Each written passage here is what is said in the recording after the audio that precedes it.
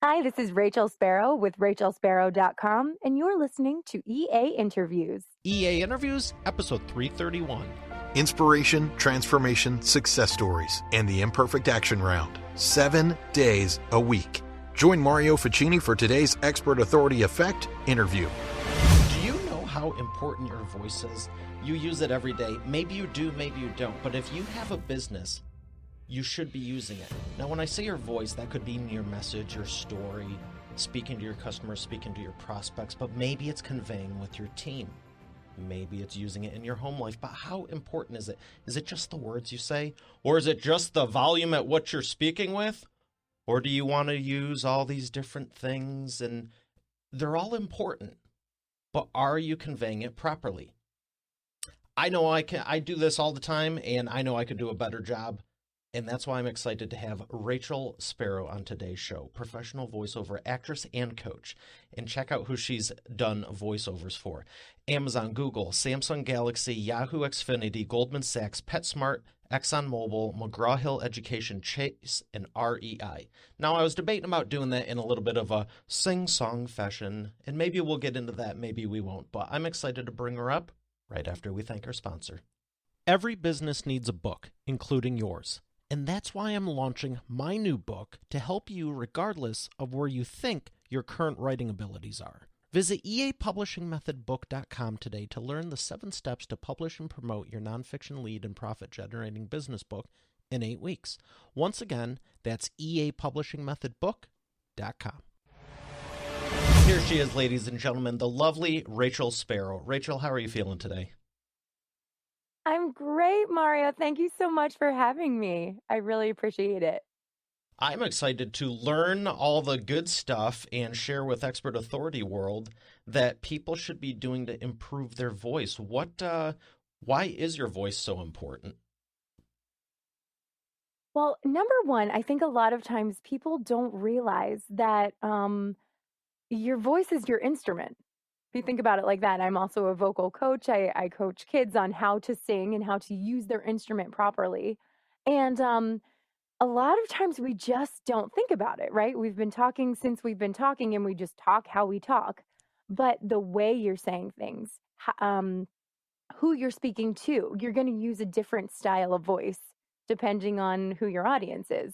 If I'm talking to my kids, and I want them to do something, I'm going to have a stronger dynamic. So, use of dynamics, which are your louds and your softs, to really, pull people into what you're saying if you're just talking at one volume. But then you say, okay, it's time to go. You need to put your shoes on. Let's go. Right. People are going to listen a little bit better. I can hear the So difference in your with, voice, and it makes sense what you're saying in that regard. So if you want to be more, I would say, sympathetic and empathetic, okay, you would say in the example of your kids, you'd say, okay, sweetie, it's okay, this and that. And would you say you generally drop your tone versus make it more aggressive?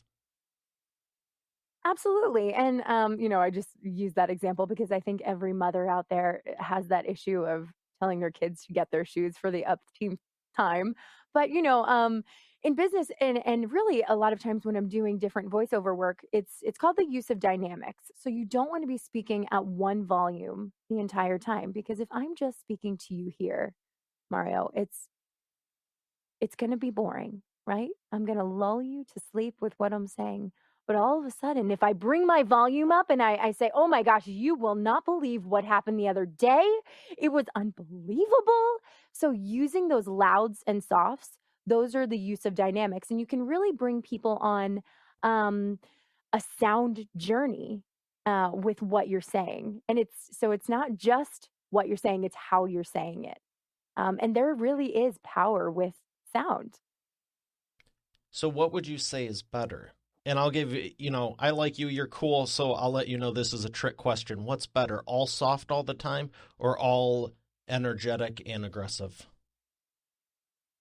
Well, either one. You can't have all of the same thing all the time. You really do have to mix it up. So you have to take people on again that high and low journey of what you're saying.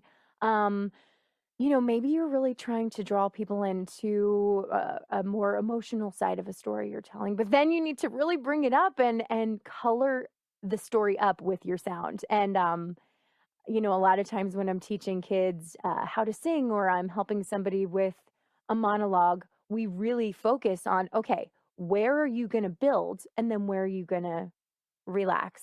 It's the same thing. A new position that I'm with is with Podmax Talent, and I'm basically a multimedia coach, and I help our talent to fine tune their message.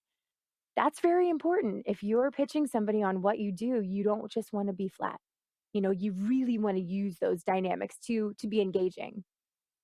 Now, I get I that think you you do don't that want pretty to be. well, actually. In the way that you speak, I hear that you do that naturally. I've been trying to get better at it, and you don't want to be flat because I'm biting my tongue so much because there's so many people I know of that they just kind of like when they're talking, saying one of these things, and it's like, holy smokes, dude, you're excited, you're energetic, you want to notify your face, but then there's other people who I can relate to because of my theater and drama background and all this other stuff. But they don't realize maybe it's just the two of us. Maybe we're at lunch, maybe we're at dinner, maybe we're on the phone, and they don't realize they're off stage. And I'm thinking of a comedian right now from one of the roasts that I saw, and it's like, oh, it's always good to have her here. We always appreciate when you yell your bit at us, because all they ever do is, I don't even want to do it. I don't want to blow out the mic. Well, the microphone's great, but I don't want to hurt Expert Authority World's ears. But they're just always yelling. They're always like, okay, look at me. It's like they just seem so stressed and anxious. And I don't know if they really are or not. But they never just have hey, cool. They can't ever dip back down to like normalcy. It's just like full on 24/7. It's like, holy smokes, I feel like I ran a marathon and all I asked you was how your day was. Why do people do that? It's so true. We know. Well, I think, it's just comfort zone. And again, it's in training. We all know people who, again, like you said, speak down here. It's very quiet, and then the booming voices, and I think that comes with a confidence, and then also working with a coach like me. I've had the experience on both sides. I've been coached, and then I've also done coaching. And you were so graciously went through a few of some of the jobs that I've worked on in voiceover, and it's very interesting, for a company like Amazon. It was one line. At Amazon, we have everything from A to Z. That was the line.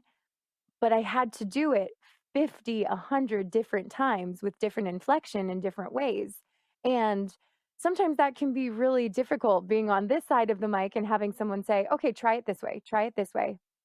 But then in doing that, it's helped me to become a better coach, because I know once you say things over and over and over again, it you own it more. You get more relaxed. Your confidence is stronger. So for somebody out there who maybe is trying to fine tune their elevator speech or their elevator pitch for their business, I encourage you to do it over and over and over again, and not the same way, but to change the way that you do it. Punch different words. For example, when I say punch, I mean maybe give a little bit more emphasis to different words. Like at Amazon, we have everything from A to Z. I punched different parts of that than I did in the previous one. So I think that we get into a routine of what we do, how we do it, and that's just how we do it. But then when someone throws you a curveball, then you get off track and you get disheveled and you can't do your thing. So repetition is good, repetition is good, repetition is good. I think that is a really, really good way to own your pitch, own just talking about your company. When someone says, "Hey Mario, what do you do?" Sometimes people clam up and they don't know what to say, how to say it. So just practicing and saying it to yourself in the mirror, like you did maybe getting ready for a third grade play. You stand in the mirror and you recite your line. That's something that I really help people with, and it's very simple. Anyone can do that, but it's a very good practice. I love the insights that you're sharing, and it's so applicable because the elevator speech is important. If you're putting on a presentation, it's important. If you're hosting a show, might want to be uncomfortable. might want to be uncomfortable, might want to be comfortable on the microphone and or camera, depending. Absolutely. And in this day and age, when the pandemic hit, I would say maybe half of the people were playing around with Zoom or doing video chats, but we didn't need to. Now it's a completely different world. I think webcam sales skyrocketed in March, April of last year because, if you didn't have one, you needed to have a good setup. You need to have a microphone. You need to, and you can use your laptop if you're doing Zooms, but it just sounds so much more professional if you have a good camera, if you have some lighting, if you have a microphone that captures the sound a little bit better. And then also to be looking right into the camera. I really help people with this because yes, I do voiceover work, but a lot of what I'm doing now is the combination of on camera and voiceover work. So I'm really trying to help people remember that, yes, you need to look directly into that camera and make sure you have a microphone. You can't be looking down here. You can't be this far away from a microphone. And, so these little tips and tricks are very helpful for people. And it doesn't matter what industry you're in, it doesn't matter if you're a child. A lot of the kids that I coach, yes, it's for theater and they have dreams of being on Broadway, but are most people going to be on Broadway? No. But is everybody at some point in their lives going to have to stand up and give a presentation and hold their head up high and speak with confidence and know their instrument to be speaking from the right place, not to be way down here and in their fry, and not to be booming with a booming voice and yelling at people, but to use their instrument with confidence. So I love what I do, and I really, really love helping people to be the best version of them.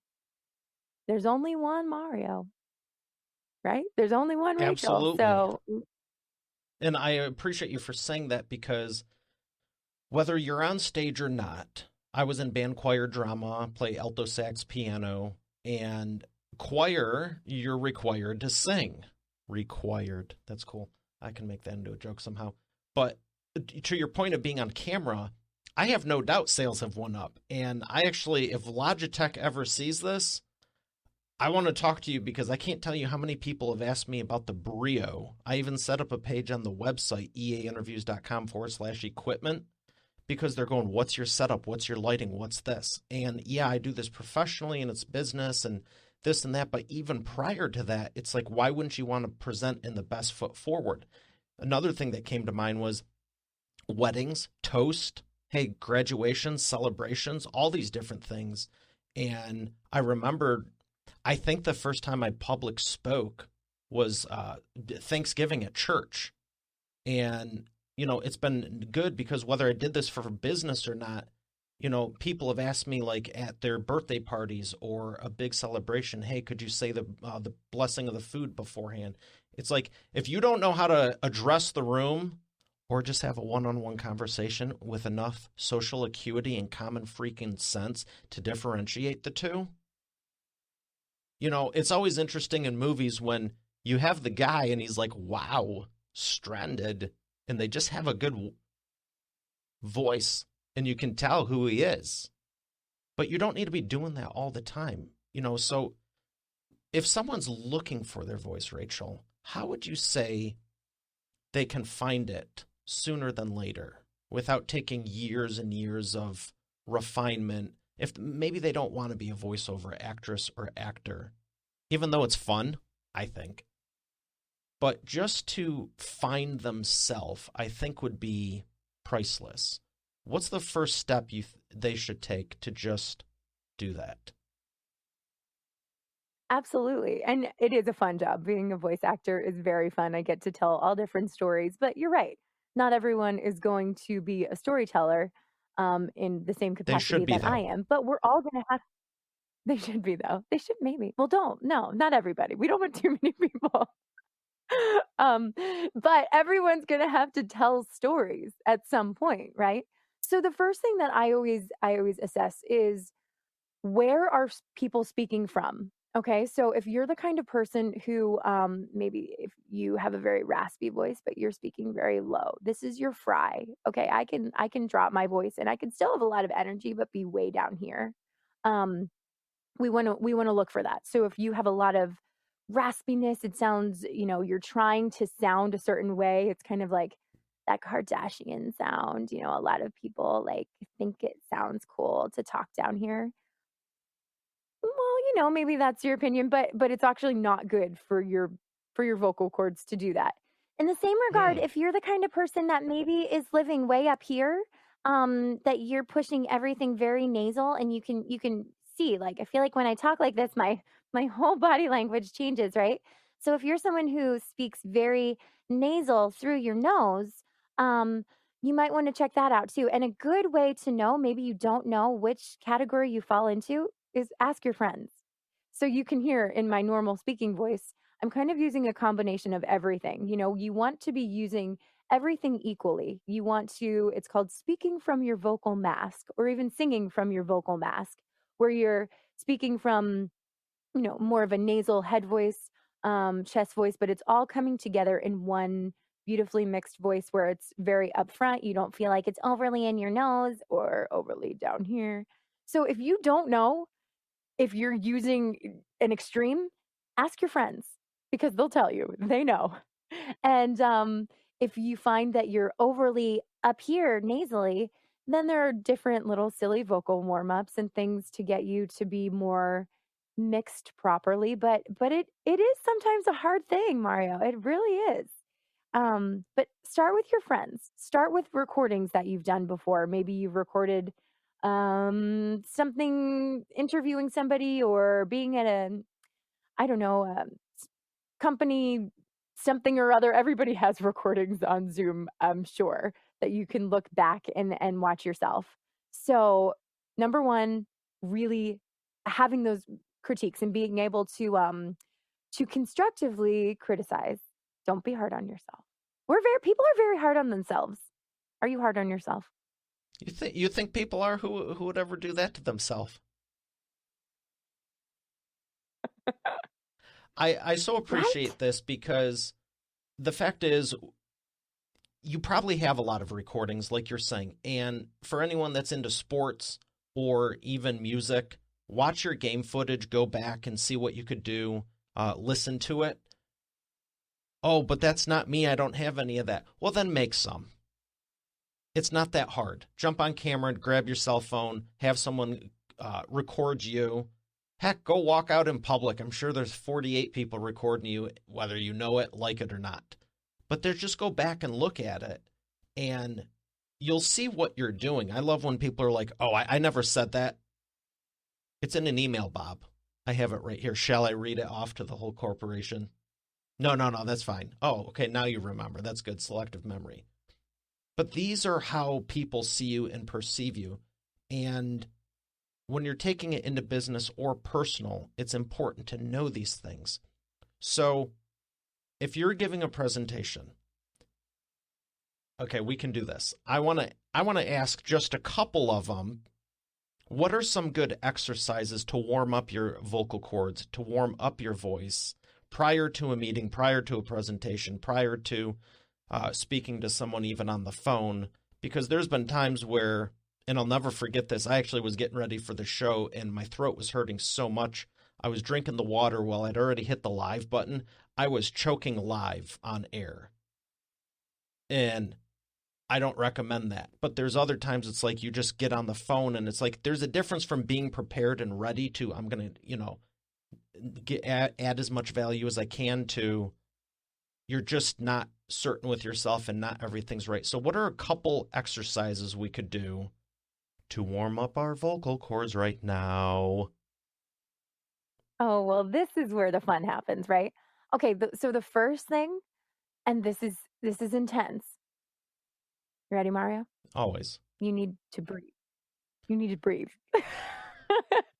That's the first thing.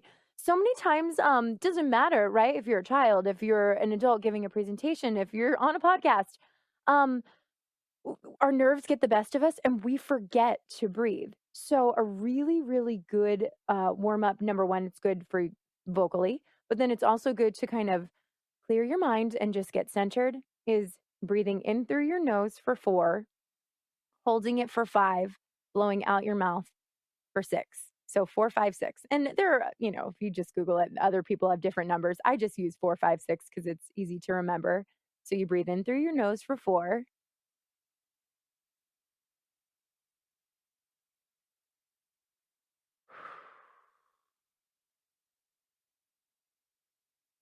And I didn't really count that one, but breathing in, holding it, blow out your nose. That I can't even tell you how many times that really helps people to take the attention away from what they're doing and just focus on getting calm. Doesn't matter how old we are, our heart starts to beat and we get a little bit nervous at any stage. And it, even with things that we've done a ton of times. I'm a worship leader at my church and I sing and, I have to pray in front of a lot of people. And sometimes I get really nervous. So I just tell myself, okay, just breathe. Um, Number 2, all right, this is a little silly, but again, sometimes you need to pull yourself out of your comfort zone. It's called a head voice, chest voice, sighing ah. Now, Mario, yours is going to look a little and sound a little bit different than how I would do it because you're a grown man, so you probably can't hit a high note. Maybe you can. I don't want to judge. But basically, going as high as you can without screaming, and then going as low as you can without going down into that fry that I was talking about. Um, and again, sometimes people might think, "Well, I'm not a singer," but you still speak. So you still need to warm up your voice just as you would as a singer. So this one you take a nice deep breath through your nose. All right, ready? I'll do it first. And then I may make you do it. We'll see. We'll see. So it goes like this.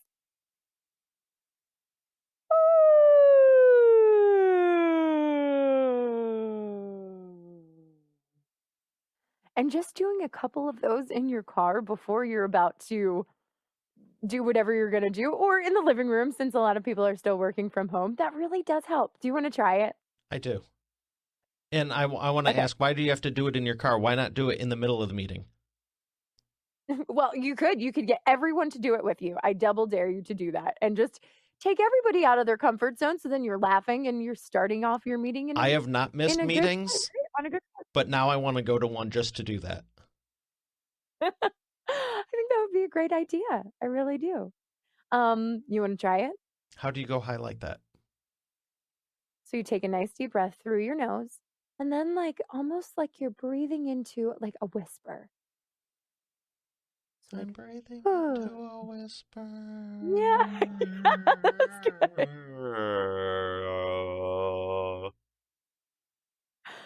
Yes. Okay, that was good. Now do it again, but don't close your mouth because when we close our mouth, then the sound has nowhere to go, and we like snarf the sound out our nose. The air comes right out our nose. Like when you're drinking soda and someone says something funny, and then it goes right out your nose. The sound is the Oh, same way. okay. Yeah, so you can snarf your sound, and all of a sudden, we don't want it to snarf out your nose. So breathe into it. Almost like you're yawning. Think that you're yawning. That's what I was going to say the first time. Yeah. Yeah. Well, now I want to. Oh. That was better. That was better.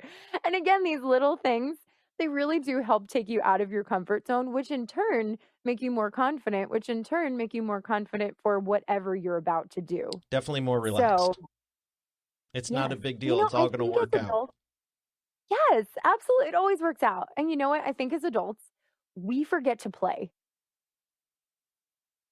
you know, like we're just take things seriously.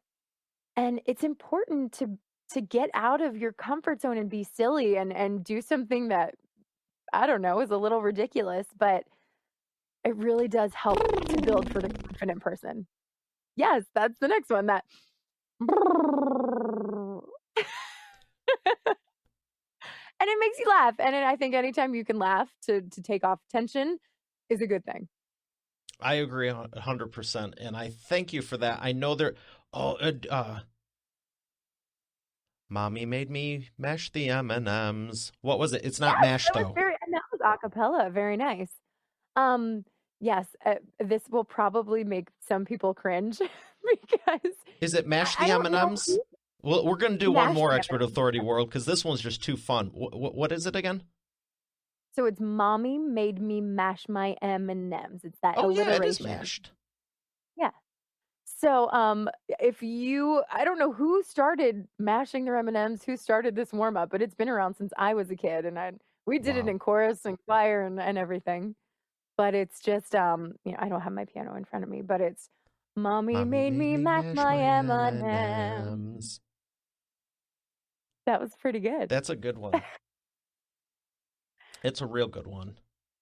Um, But all of this really just helps to, again, help you to be speaking from your vocal mask, deliver your message with confidence, and also if you're going to be speaking for a long time, you don't want to be overly nasal and you don't want to be overly down here because the next day you're not going to be able to talk.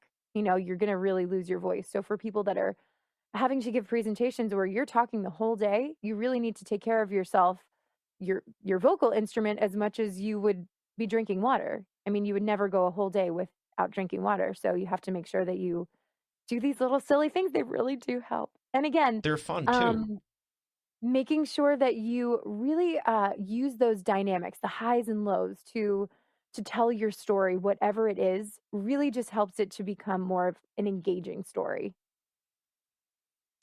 Well, Rachel, I appreciate all the insights here. Expert Authority World, incorporate this into your everyday speech, your everyday talk, your everyday everything, because whether you have a show or not, I recommend starting one along with publishing a business book. But regardless of what you choose, you have a voice. It's not going anywhere. And yeah, I don't know. I'm going to say I pray that it doesn't go anywhere because I know there's some people that unfortunately don't have their voice, and that would be horrible if you ask me. Rachel, I got one more question for you before we go to the imperfect action round. Wait, did I finish my sentence? I don't even know. Expert Authority World, do better with your voice. She is awesome. Check out her YouTube channels and everything. There's a lot more. I wish we could go through all of it, but I have one more question for you. It's the Wheel of Whatever. Oh, So I incorporated play into the show because I can't be serious for too long, and doing these on a regular basis back to back, I was like, we need some more fun in here. So yellow or black? yellow. Oh, good. Matches my tie. Yellow. So my question for you is, if you weren't doing this, what would you be doing?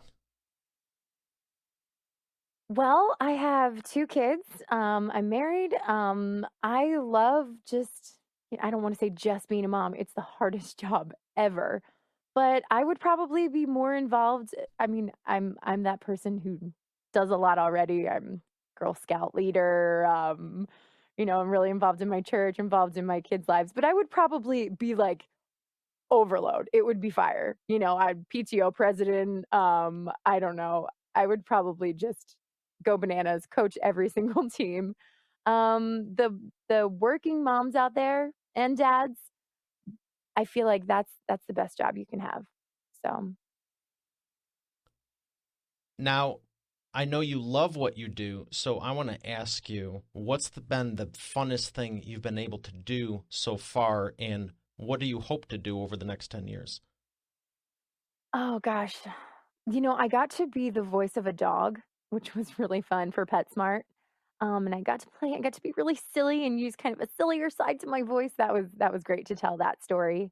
I've also done a lot of work for McGraw Hill, where I'm reading um, stories that kids, they don't have textbooks anymore. It's everything's on their Chromebooks. So I get to read stories that my kids actually use in school, which is really neat. And now I'm part of a new, well, it's new for me, an organization, Podmax Talent. The brand is Podmax, and I am leading up the Podmax Talent division to really help people with all the things that we talked about today, and then also help them to get onto amazing shows such as this one. Podcasts really are the future. And if you have never been on a podcast or you don't host a podcast, you're really missing out. So Podmax Talent has really helped me to bring together all the things that I love to help people shine. And yeah, it's been a fun journey so far. You think podcasts will be around 10 years from now? Absolutely. I think they're going to be bananas. And who knows? I mean, so much has changed in such a short amount of time, but I think that absolutely they're here to stay. Well, appreciate the insights there. We're going to thank our sponsor and come back for the Imperfect Action Round. You've heard me say every business needs a book, including yours, and it's true. And that's why I'm launching my new book at eapublishingmethodbook.com so you can learn the 7 steps to publish and promote your nonfiction lead and profit-generating business book in 8 weeks. But you know what? Don't take my word for it. Take it from a few of my authors, like Lori. And I went from having an idea and a possibility to actually getting my book published. Or Catherine. Thank you for making my mom #1 best-selling author. Or Mary Alice. What he got done for me in 3 days regarding my book launch, unmanageable. John Cody. I've worked with Mario over the phone and online, and he's been very helpful in getting me where I needed to go with promoting my books. Rocio. There's no way in the world I would have been able to do this with somebody else. I've attempted it in the past. It didn't serve me. As a matter of fact, I ended up more frustrated than anything. So this has been a very seamless process. Adele. If you're looking for an amazing business coach, I highly recommend Mario Ficini. Or Bill Benner. I can't make a higher recommendation than to work with Mario Ficini. He has been great for me, and right now I won't work with anybody else except for Mario. Hey, their words, not mine. Visit eapublishingmethodbook.com to get your copy, and I look forward to hearing your transformation as our next video success story. Once again, that's eapublishingmethodbook.com. And we are back with the Imperfect Action Round. Rachel, are you ready to take imperfect action? Maybe. I got 3 questions for you, rapid fire, 60-second or less answers. What is the best way to improve your voice? By first understanding your voice. So knowing a little bit more, getting some feedback, recording yourself, getting feedback from friends. Keep it simple. Start there. Excellent. Number 2, why should someone improve their voice? Well, we want to improve our bodies by making sure that we're exercising, we eat the right things. It's the same thing. You want to protect your voice vocally so that you can consistently give your message, and then also to make sure that you're delivering the best story that can be told. Excellent. Number 3, what is the biggest benefit of being comfortable in your own voice? Oh my gosh. Well, being comfortable in your own voice is then being comfortable in your own skin, right? And there's only one version of you. So making sure that you are your authentic self. And again, maybe if you speak up here and that's your authentic self and you're happy with that, then you should be okay with that too. But these are just general rules of thumb to make sure that you're taking care of your instrument. But you've got to be you, right? That's number 1. Absolutely. What books would you recommend for Expert Authority World that have helped you? Oh goodness. I'm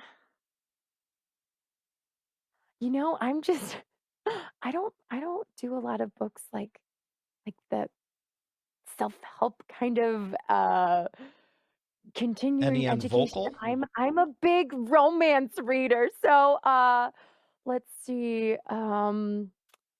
I don't know. The best book that I ever read, this is totally not giving your point at all, but The Nightingale, nothing related, but it's an incredible book and you should read it. Okay. How's that? That's fair.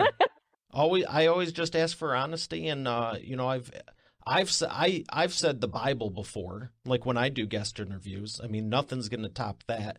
I've had people say everything. I'm trying to get through the Bible in a year. I have a Bible app that I try to read a little bit every day.